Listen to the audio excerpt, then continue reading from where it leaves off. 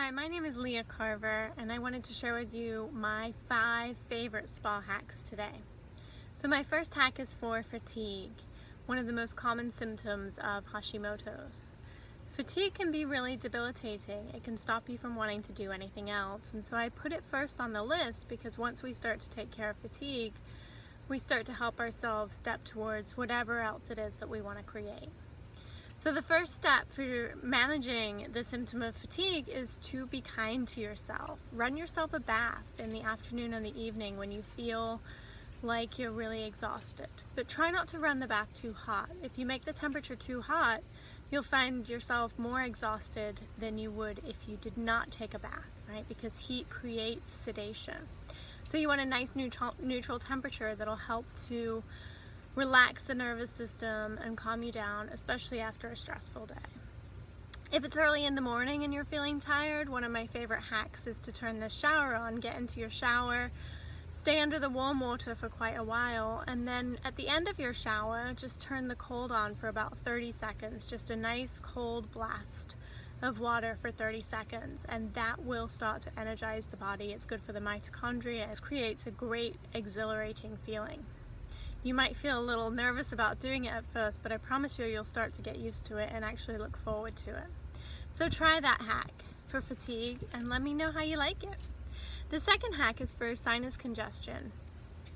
And with Hashimoto's, a lot of times we'll have food allergies or environmental triggers that will create sinus congestion. And so my second hack for sinus congestion is called a heating compress. All you do is take a bowl of ice cold water, dip a washcloth into the ice cold water so it gets nice and cold, wring it out properly so it's not dripping with water at all, and place it directly over the throat. Put a dry towel on top of that wet washcloth and then wrap a scarf, a wool scarf, cashmere, something that's going to contain the heat around your neck, and lay down, preferably for 45 minutes if you can. If you only have 20 minutes, then 20 minutes it is. You can also do this overnight. So if you just want to go to bed with a compress on, you're feeling congested, you lay down, you want to stay down for the night, feel free. If you wake up in the middle of the night and you've got your scarf still on, you can remove it at any time. The third hack is for dry skin. So another common symptom of Hashimoto's is dry skin. And it's itchy, it can be really, really frustrating. And so there's 2 quick things that you can do for dry skin. One is if you're running that bath in the afternoon for fatigue, go ahead and just throw a tablespoon of coconut oil into the bath, and that will really help create a smoother skin. But the second thing is working more directly on the functional component of the skin, and it's dry body brushing. So if you just take a dry body brush and move over the surface of the skin in a soft, light, flicking movement towards the heart.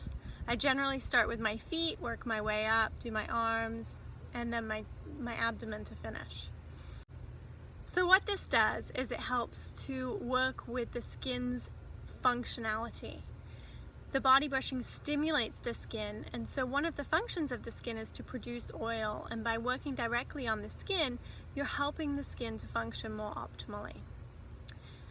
The fourth hack is for joint pain. And so this is actually one of my favorite hacks. I had a lot of joint pain, particularly in the morning when I got up after just being in bed all night.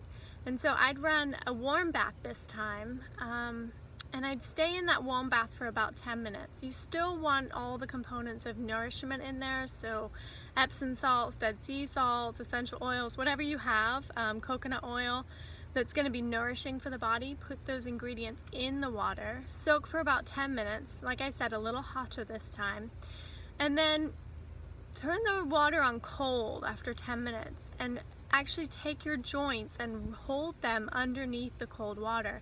You can do just some simple stretches with your wrists or your feet while you hold the joint under the cold water, but it's incredibly effective at starting to move inflammation out of the joints.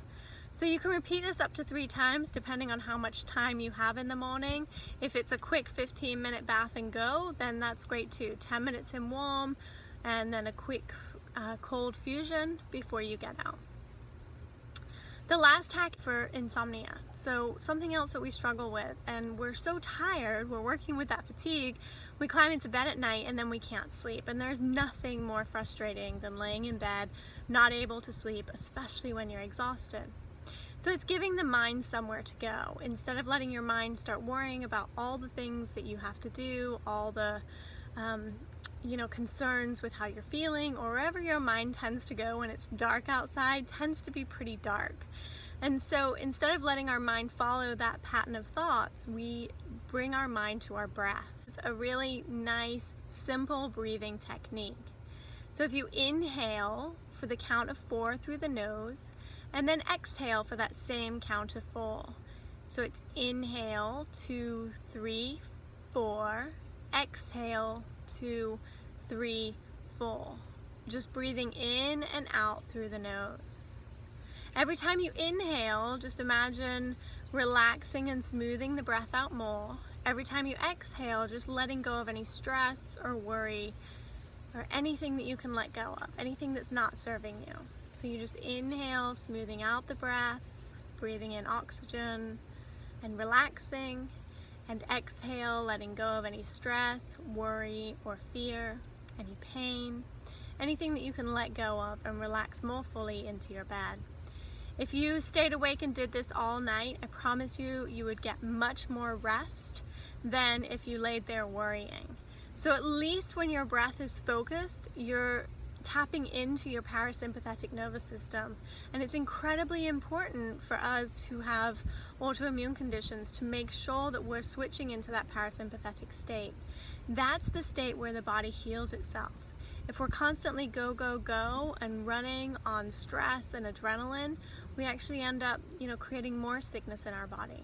So when we can learn to work with our body and our conditions, we give ourselves the optimal opportunity to feel better and to take back control of our life. I hope you like these hacks. If you want to find out more about what I do and the programs that I offer, just go ahead and click the button below, and I look forward to connecting with you soon. Feel free to email me and let me know what you think of these hacks.